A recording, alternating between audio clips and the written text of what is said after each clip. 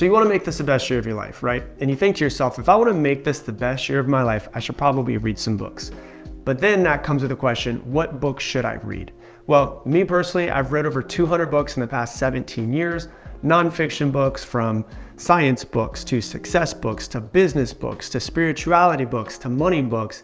And if I were to go back and only read 3 books to make it the best year of my life, these are the 3 books that I would read. And I'm going to give you my favorite takeaways from each of these books. The first book is Think and Grow Rich. I can honestly say that when I read this book back in 2006, it changed my life because it made me realize that there were steps to being successful.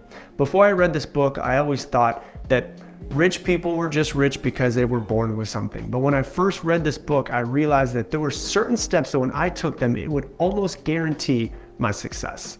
And my biggest takeaway that I want to give you from this book is the 6 steps to achieve any goal. That's what we're going to go over right now.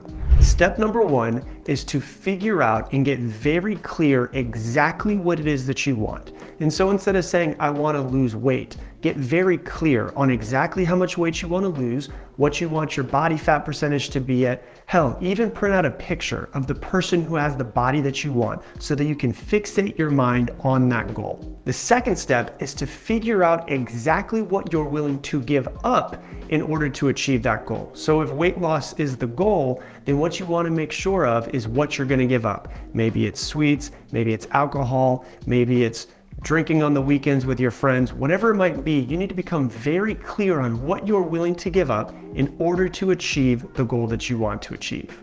Step number 3 is to figure out the exact date that you're going to hit that goal by so that you give yourself a deadline. Step number 4 is to create a definite plan that you're going to follow. So if weight loss is the goal for you, what it would look like is how often you're going to work out, what you're going to do in your workouts, what you're going to eat, and then come up with a meal plan of exactly what it's going to look like, and maybe even do some meal prepping in order to get there. Step number 5 is to develop a clear and concise statement that summarizes 1, 2, 3, and 4.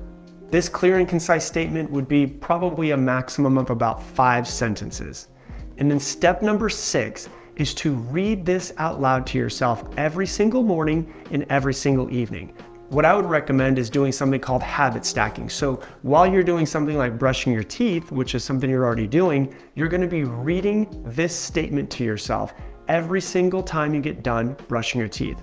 So you're going to do it in the morning and you're going to do it at night. So therefore, you're reminding yourself the exact plan of how you're going to hit your goal. And this book is crazy to go back and read 17 years later, because when I look through it, almost every single page is highlighted, it's underlined, it's written in, and you can see that this book was just something that completely changed my entire perspective of life the first time that I read it. So read this book, read it again, and then read it once more. The next book is The One Thing by Gary Keller and Jay Papasan. The reason why I recommend this book is because too many people are focused on trying to do too many things. It goes back to the Chinese proverb, which says if you try to chase 2 rabbits at one time, you'll catch neither one. Too many people have a plan A, they have a plan B, and they have a plan C. That's not going to work.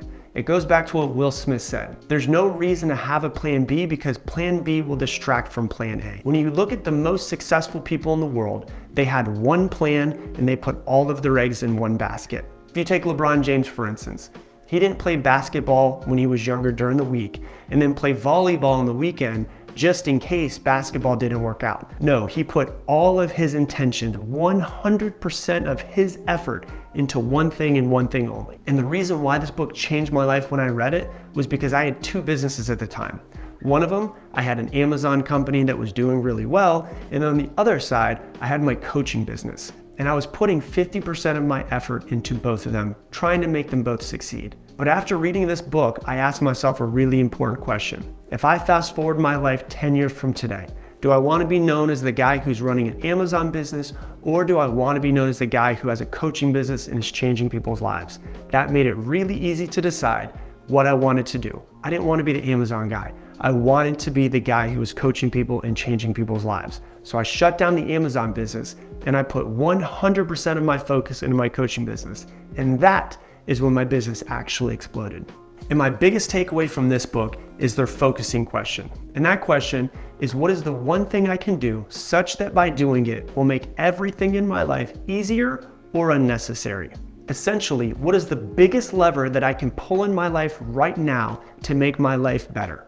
Because all too often, we're focused on our entire to-do list versus looking at our to-do list and looking at the one thing that's gonna make the biggest difference in our life and executing on that one thing on the to-do list and pushing everything else aside. So if you wanna be massively successful, read this book and focus on one thing and one thing only in your life.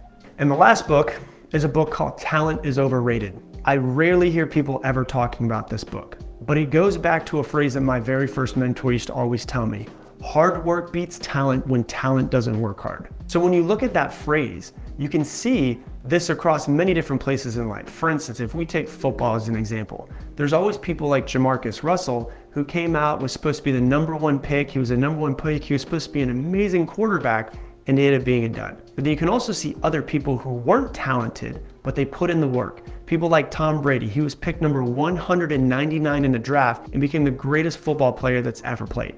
Why? Because he worked harder than everybody else.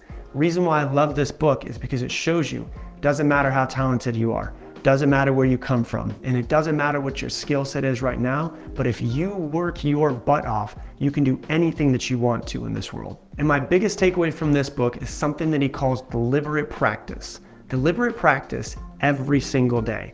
And what deliberate practice is sitting down and practicing something that is 20% outside of your skill set. So for instance, if you want to be an amazing guitar player, when you sit down to play every day, don't play what you already know. Play stuff that's a little bit outside of your comfort zone. Deliberate practice should make you be on the edge of what you're comfortable doing at all points in time. That is how you improve your skill set. So those are my 3 books that I recommend that you read this year. So what's a book that I didn't mention that you think should be in this video? Go ahead and comment it down below so that everybody watching this video can end up getting more books to add to their list. And to be honest with you, I want to see your favorite books so that I can add some extra books to my list as well.